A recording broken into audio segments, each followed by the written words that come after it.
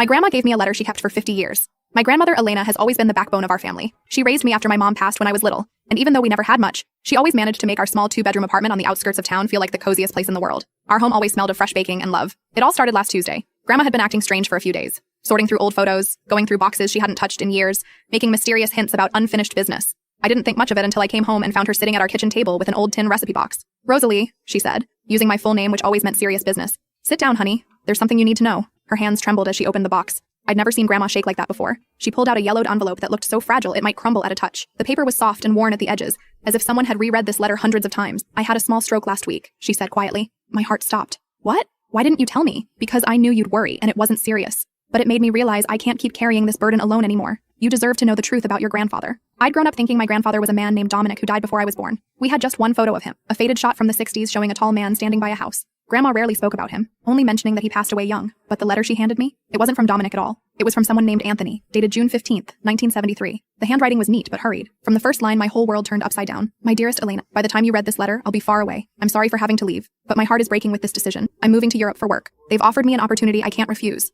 I thought I could take you with me, but when I learned you were expecting, I got scared. Scared of the responsibility, scared of the future, scared of myself. I know you'll hate me for this, and you have every right to. I'm a coward who isn't ready to be a father. Please take care of our child. I've arranged with Gabriel. He'll help you financially until the baby is born. Tell our child that their father was a weak man who didn't deserve a woman like you. And Elena, my love, I know I have no right to ask for forgiveness. Forever yours, Anthony." My hands were shaking as I finished reading. Grandma sat across from me, tears rolling down her cheeks, and told me everything. Anthony had been her first love, a young, ambitious man with dreams of a big career. When he was offered a job in Europe, he chose his career over family. Dominic was his best friend who supported Grandma through the difficult times, and later married her to give my mom a father's name. "Dominic was a good man," Grandma said, wiping her tears. "He loved your mother as his own, but I could never forget Anthony." She showed me old photographs, letters that Gabriel had sent her all these years. Last year's letter contained something new. "Elena, Anthony found me. He wants to see you. He's ill, and it's his last wish." As it turns out, Anthony had been living in Italy all this time. He built a successful career but never started another family. All his life he regretted his decision, but pride and shame kept him from coming back. Now Grandma and I are getting our documents ready for a trip to Italy. Gabriel sent us the address of the hospital where Anthony is staying. Elena says she's ready for this meeting, not for forgiveness,